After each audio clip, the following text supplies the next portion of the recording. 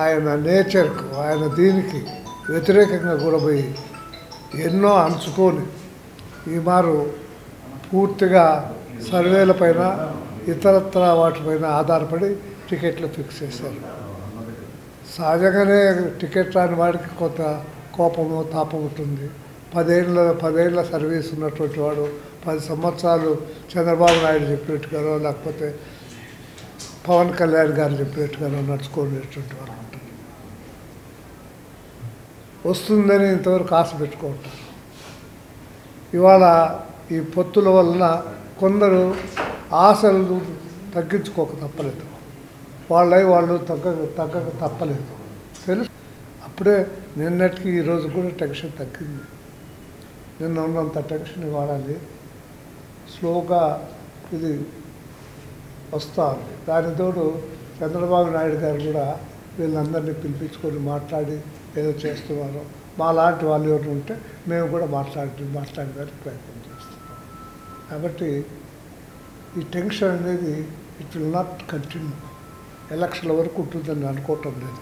ఇదంతా కూడా ఒక పొంగు పాల పొంగు వచ్చేట్టుగా వేడి వస్తానే వచ్చేసింది, చల్లారిపోతుంది. ఒకటే అందరి ధ్యేయం, జగన్ ఈ వారు రాకూడదు. That is only one. Ticket రాని వానికి అట్లే ఉంది, టికెట్ వచ్చిన వానికి అట్లే ఉంది. నాలాంటి వాడు దూరంగా ఉన్నటువంటి వాడు నాలాంటి వాడికి కూడా అదే అభిప్రాయం ఉంది. తర్వాత రావాలని మేము కూడా కోరుకుంటున్నాము. ఈ ఓట్లు చీలిపోకూడదని. అయినంత మాత్రం చంద్రబాబు నాయుడు ముఖ్యమంత్రి కాదు అనేటువంటి మాట లేదు. He will be the chief minister. He will be. దాంట్లో ఎవరికి ఏమి అభ్యంతరం ఉండదు. అటు బీజేపీకి కానీ ఇటు పవన్ కళ్యాణ్ కానీ ఏమి అభ్యంతరం ఉండదు.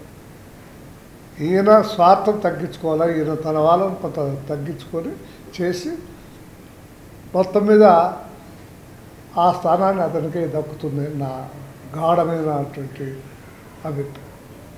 ఇతడు కొత్త ట్రెండ్. పాతది ఎవరో చెవిలో చెప్తే చంద్రబాబు నాయుడు టికెట్ ఇచ్చిన పరిస్థితి లేదు. ఇప్పుడు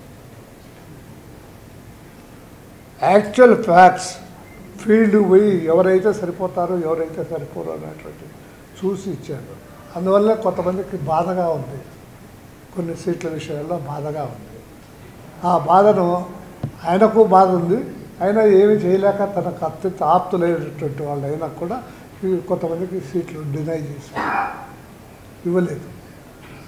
ధ్యేయము గోలు రీచ్ కావాలనేటువంటి ఉద్దేశంతో ఆ రకంగా చేశారు తప్ప ఇండివిజువల్స్ పైన ఏదో ఉండి చేశారు. గెలుస్తాడా లేదా, that is the only one criteria. ఆ క్రైటీరియాని బట్టి చేశారు. కుటుంబం అంటే ఒక తండ్రికి ఒక తల్లికి పుట్టినటువంటి వాళ్ళు కుటుంబం అంటారు. అన్నదమ్ములు ఉన్నటువంటి వాళ్ళని కుటుంబం అనేటువంటి మాట రాదు. అది వేరే కుటుంబం, ఇది వేరే కుటుంబం.